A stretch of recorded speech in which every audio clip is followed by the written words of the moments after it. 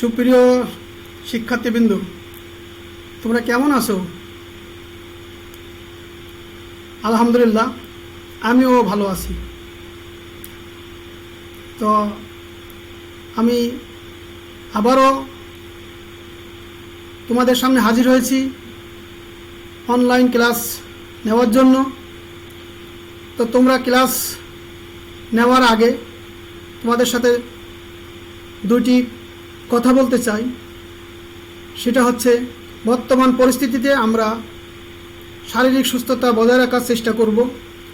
আমরা যাতে বাড়ির বাইরে না হই সেদিকে খেয়াল রাখব। যদি একান্ত আমাদের বাড়ির বাহির হতেই হয় তো আমরা অবশ্যই মাস্ক পরিধান করব এবং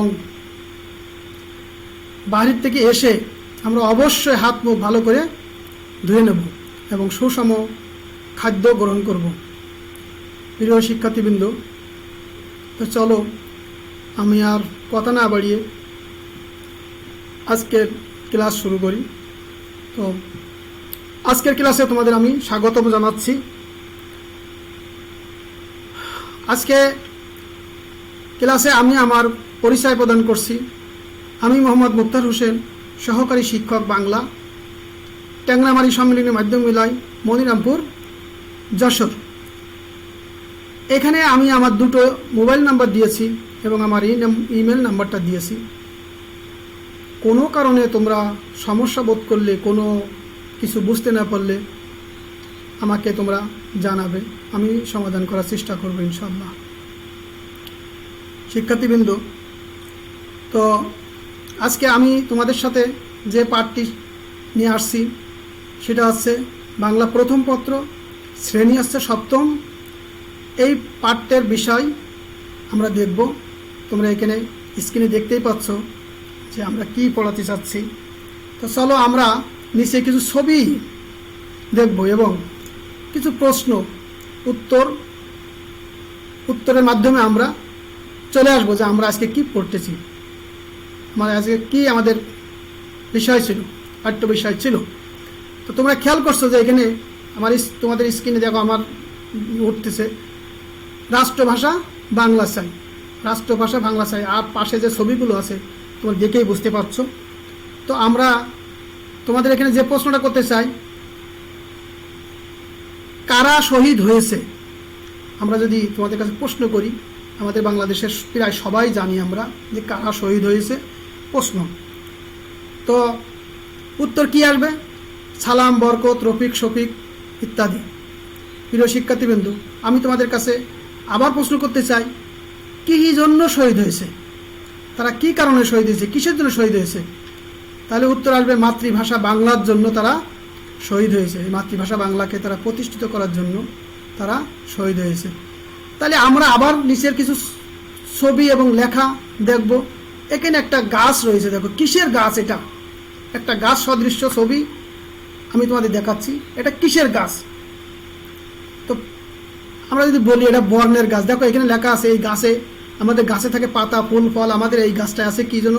অক্ষর, বিভিন্ন রকম অক্ষর। অ আছে, ক আছে, কিয় আছে, দই আছে, ইঙে আছে, উমো আছে ইত্যাদি। অর্থাৎ তাহলে এটা কি সব এগুলো কি অক্ষর বা বর্ণ? তাহলে এটা কিসের গাছ? আমরা অবশ্যই পেয়েছি এটা বর্ণের গাছ। বর্ণের অপর নাম কি আমরা জানি কি না? হ্যাঁ, আমরা জানি বর্ণের অপর নাম হচ্ছে অক্ষর। দেখো তোমরা দেখতে পাচ্ছ কি না, স্ক্রিনে উঠছে অক্ষর। বর্ণের অপর নাম হচ্ছে অক্ষর।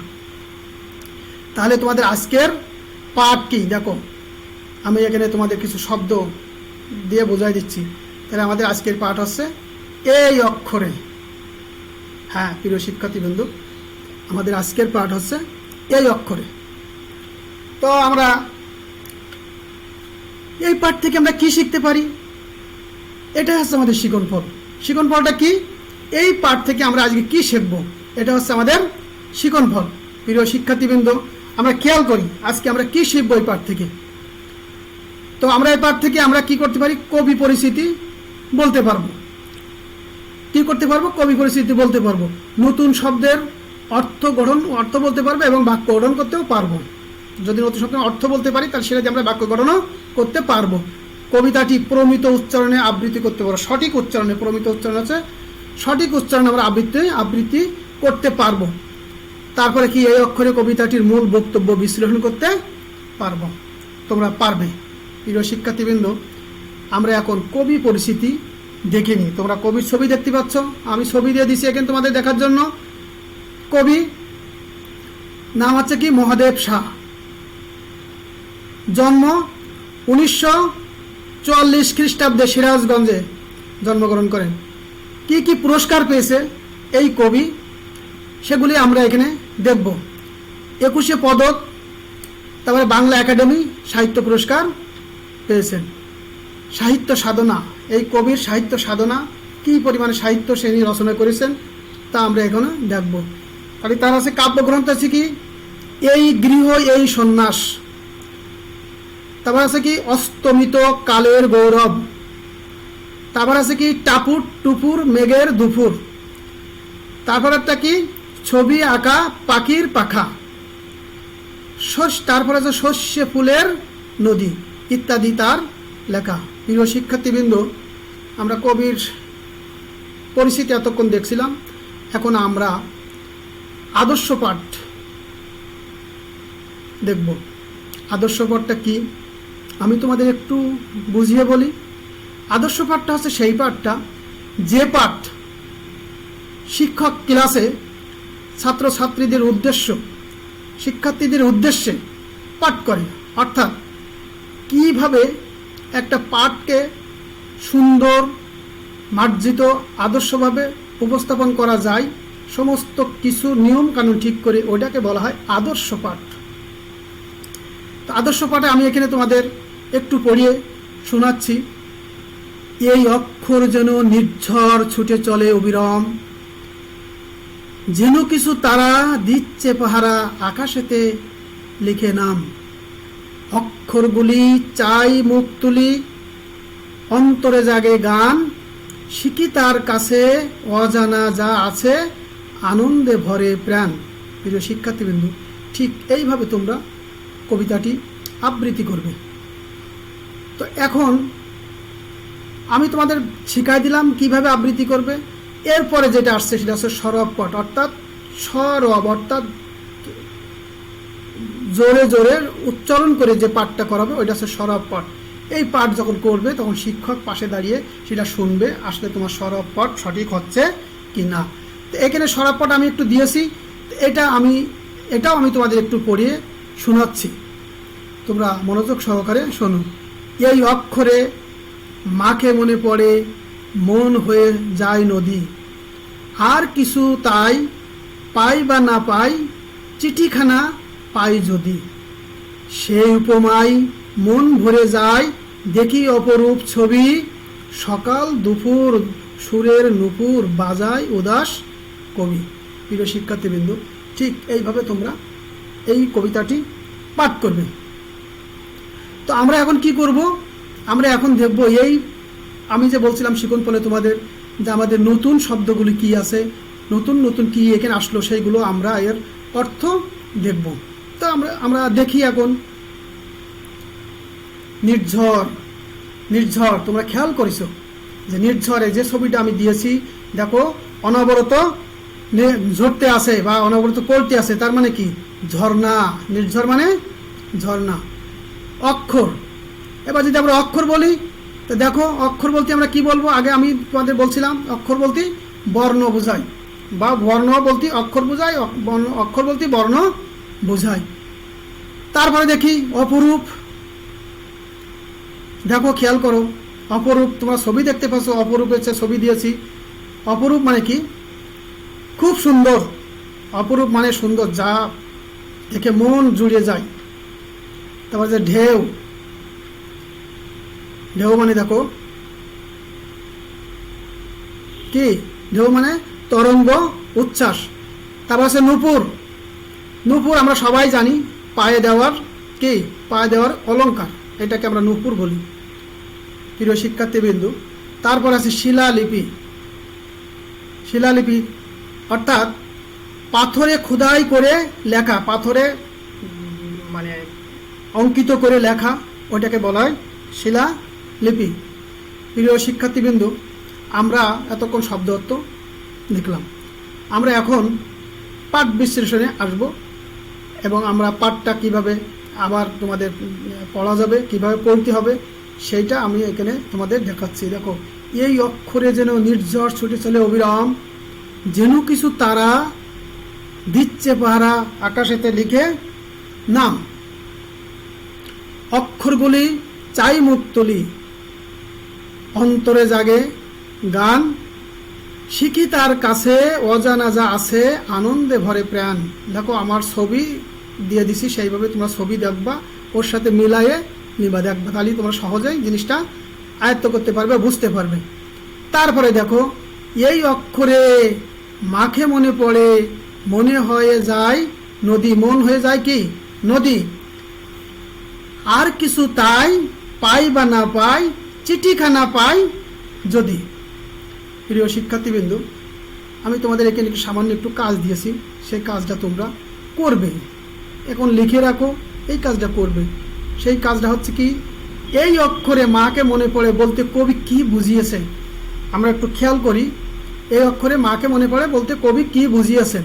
আমরা যদি এখানে তোমাদের একটু সম্ভাব্য উত্তর বলে দিতে চাই, কি হতে পারে উত্তরটা, আমি এখানে একটু লিখে দেখাইছি, যার জন্য এই কাজটা তোমাদের দিয়েছি, অর্থাৎ এইটা বলার উদ্দেশ্যে আমি এই কাজটা দিয়েছি। এখানে সম্ভাব্য উত্তর কি, যে মায়ের কাছে থেকে আমরা প্রথম মাতৃভাষা শিখি। আমরা কোথা থেকে শিখি? মায়ের কাছ থেকে শিখি প্রথম মাতৃভাষা। তাই বাংলা ভাষার অক্ষর দেখলেই মাকে মনে পড়ে যায়। আমরা যখনই এটা বলছি মায়ের কাছ থেকে শিখি, অর্থাৎ বাংলা ভাষা যখন দেখি আমরা, তখন সে আমার মায়ের কথা মনে পড়ে যায়। এই অক্ষরে মাকে মনে পড়ে বলতে কবি এই বিষয়টি আমাদেরকে বোঝাতে চেয়েছেন।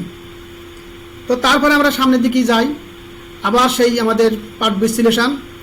সেই উপমায় মন ভরে যায়, দেখি অপরূপ ছবি, সকাল দুপুর সুরের নূপুর বাজায় উদাস কবি। প্রিয় শিক্ষার্থীবৃন্দ, আমরা আরো একটা পাঠ বিশ্লেষণ আছে। এই অক্ষরে নাম ডাক নাম ধরে ডাক দেয় বুঝি কেউ, স্বপ্নের মতো রূপকথা যত অন্তরে তোলে ঢেউ। এই অক্ষর আত্মীয়র পর সকলের কাছে টানে, এই প্রিয়া ভাষা বুকে দেয় আশা, বিমোহিত করে গানে। এই অক্ষরে কঠিন পাথরে শিলালিপি লেখা হয়, এই ভাষা দিয়ে গান লিখে নিয়ে যুদ্ধ করেছে জয়। প্রিয় শিক্ষার্থীবৃন্দ, তোমরা খেয়াল করেছো যে আমরা এতক্ষণ যে পাঠ বিশ্লেষণ করলাম, এই পাঠ বিশ্লেষণের পুরো গল্পটি তুলে ধরা হয়েছে একটার পর একটা ধারাবাহিকভাবে। তো আমরা এখন তোমাদেরকে এই অক্ষরে কবিতার পাঠের যে ভাবার্থ, সেটা তোমাদের সাথে আলোচনা করব। আমরা একটু খেয়াল করিয়ে যদি শুনি, তাহলে অবশ্যই আমরা এর থেকে কিছু উপকৃত হব। তো আমরা এখানে কি বলতে চাইছে কবি, সেটাই আছে আমাদের এই অক্ষরে। বাংলা অক্ষর বা বর্ণ বাঙালি জাতির অনবদ্য সম্পদ। নিঃসন্দেহে তোমরা বুঝতে পারছো যে বাংলা অক্ষর বা বর্ণ, যদি বর্ণ বলো অক্ষর বলো যাই বলো না কেন, আমাদের বাঙালি জাতির জন্য একটা অনবদ্য সম্পদ। এই সম্পদের কাছে এই বর্ণমালা বাঙালি প্রাণের সঙ্গে অস্তিত্বের সঙ্গে মিশে আছে। কাছে এই অক্ষরগুলি, এই বর্ণমালাটা আমাদের বাঙালির একেবারে প্রাণের সাথেই মিশে আছে। বাংলা অক্ষর বাঙালির চিত্তকে আনন্দে ভরে দেয়। বাংলার অক্ষরগুলি বাঙালির যে মন, অন্তর, চিত্ত, সেটাকে কি করছে? একেবারে আনন্দে ভরে দেয়। বাঙালিকে করে তোলে স্বপ্নমুখী। বাঙালিকে কি করে তোলে? স্বপ্নমুখী করে তোলে। বাংলা অক্ষর বাঙালির চোখে দেখা দেয় মায়ের রূপ ধরে। কি বলতেছে? বাংলা অক্ষর বাঙালিকে চোখে মায়ের রূপ ধরে দেখা দেয়। আমরা বাংলা অক্ষর যখন দেখি তখন মনে করি আমার মাকে দেখছি। কখনো তার চিত্তে বাজায় সুরের নূপুর, কখনো তার মনে, তার হৃদয়ে যেন সুরের নূপুর বাজায়। বাংলা অক্ষর বাঙালির মিলিত সত্তার শ্রেষ্ঠ উৎস। কি করছে? বাংলা অক্ষর বাঙালির মিলিত সত্তার শ্রেষ্ঠতম উৎস। প্রিয় শিক্ষার্থীবৃন্দ, আমাদের অক্ষরগুলি আপন পর সকলকে কাছে টানে। আমাদের অক্ষরগুলি কি করে? আপন পর আমাদের সকলের কাছে টানে, দূর করে দেয় সব বিভেদ। যত বিভেদ আছে আমাদের সেগুলো সব দূর করে দেয়, ছড়িয়ে দেয়। বাংলা অক্ষর বাঙালির বুকে সঞ্চার করে অবারিত আশা। বাংলার অক্ষর বাঙালির বুকে অবারিত আশা সঞ্চার করে। কচ্ছে আলোচ্য কবিতাটি বাংলা অক্ষর তথা বর্ণমালার প্রতি কবির অবারিত ভালোবাসা ও গভীর শ্রদ্ধা প্রকাশ করেছে। প্রিয় শিক্ষার্থীবৃন্দ, আমরা আমাদের ক্লাসের শেষ পর্যায়ে চলে আসছি। তো আমরা এখন তোমাদের সঙ্গে যে কথাটা বলবো, যেটা শেয়ার করবো, সেটা হচ্ছে এই গল্প, এই কবিতা পড়ে, এই কবিতাটা পড়ে আমরা কি কি এখানে জানলাম, বুঝলাম। আমি এর উপরে তোমাদের কিছু ছোট ছোট প্রশ্ন করব, তোমরা এটা শুনবে এবং করার চেষ্টা করবে। অর্থাৎ কি বুঝলে তারপরে একটু মূল্যায়ন করা হচ্ছে। তো এখানে আমরা আমাদের উত্তরগুলো সবই আছে, আমরা দেখতে পাচ্ছি। আমরা তারপরে চেষ্টা করব এখানে উত্তর দেওয়ার জন্য। আমাদের প্রথম প্রশ্ন আছে, বাংলা বর্ণমালা আমাদের যে পরিচয় বহন করে তা হলো কি? নিচে তোমার লেখা আছে, দেখো, ব্যক্তিগত, পারিবারিক, জাতীয়, সামাজিক। তোমরা নিশ্চয়ই বুঝতে পারতেছ বাংলা বর্ণমালা আমাদের জন্য কোনো ব্যক্তিগত বা পারিবারিক না, এটা কি জাতীয় কি পরিচয় বহন করে। 2 নম্বর প্রশ্ন আছে, কবি মহাদেব সাহা অক্ষর বলতে কি বুঝিয়েছেন? কবি মহাদেব সাহা অক্ষর বলতে আমাদেরকে কি বোঝাতে চেয়েছেন? এখানে আমরা দেখি যেগুলো আছে, বর্ণকে, শব্দকে, মাতৃভাষাকে, ভাষাকে। তাহলে আমরা যদি উত্তর দেখতে চাই তাহলে কি হবে? অবশ্যই বর্ণকে। আমরা বলছিলাম বর্ণ মানে অক্ষর, অক্ষর মানে বর্ণ, সুতরাং বর্ণকে। 3 নম্বর প্রশ্ন, মহাদেব সাহার জন্ম কত সালে? আমরা খেয়াল করি,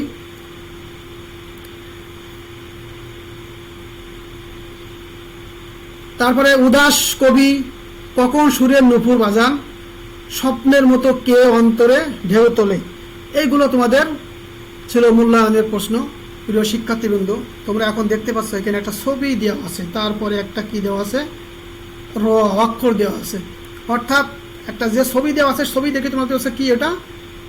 হ্যাঁ, একটা বাড়ি দেওয়া আছে, বাড়ি, তারপর আছে র, তাহলে বাড়ির কাজ। এখন আমরা তোমাদের সাথে বাড়ির কাজ শেয়ার করব, যে কাজটি তোমাদের করতে হবে। আমি তোমাদের প্রথম বলেছিলাম যে তোমরা খাতা কলম নিয়ে বসবে, আমাদের বাড়ির কাজগুলো করবে, আরও যে প্রশ্নগুলো একটু ছোটো ছোটো দেওয়া হবে সেগুলো তোমরা করবে। তাহলে আমাদের আজকে বাড়ির কাজ কি দেওয়া আছে তোমরা একটু খেয়াল করো। আমরা একটা ছবি দিয়েছি, পাশে দেখো, পাশের চিত্রটির সাথে, পাশে যে চিত্র তুমি দেখতে পাচ্ছ, অবশ্যই বুঝতে পারছো যে কিসের চিত্র এটা। এই অক্ষরে কবিতার যে সাদৃশ্য আছে তা বুঝে লিখে নিয়ে আসবে। অর্থাৎ এই ছবিটা দেখে, এই ছবির ভিতরে তোমরা যা দেখবা সেটা দেখে বুঝে এই ছবির সাথে আমাদের কি সাদৃশ্য থাকতে পারে, এটা তোমাদের আজকের বাড়ির কাজ। প্রিয় শিক্ষার্থীবৃন্দ, আমরা আমাদের ক্লাসের একেবারে শেষ পর্যায়ে চলে আসছি। তো এই শেষ পর্যায়ে আসে আমরা তোমাদের আবার একবার বলবো যে আমরা অবশ্যই স্বাস্থ্যবিধি মেনে চলবো, কারণ তোমরা বুঝতেই পারতেছো যে আমাদের বর্তমান পরিস্থিতিতে আমরা কেন বাসায় আছি, কেন বাসায় থাকি, আমাদের সব কিছু বন্ধ কেন। এই মরণ ব্যাধি কোভিড-19 এর অর্থাৎ করোনা ভাইরাসের কারণে আমরা আজকে বাইরে বেরোতে পারছি না।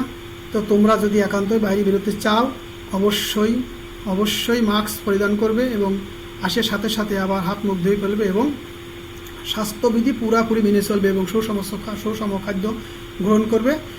তো আমি আর কথা না বাড়িয়ে আজকে নতুন ক্লাস, আগামী ক্লাসে আমন্ত্রণ জানিয়ে আজকের ক্লাস এখানে শেষ করছি। সবাইকে ধন্যবাদ।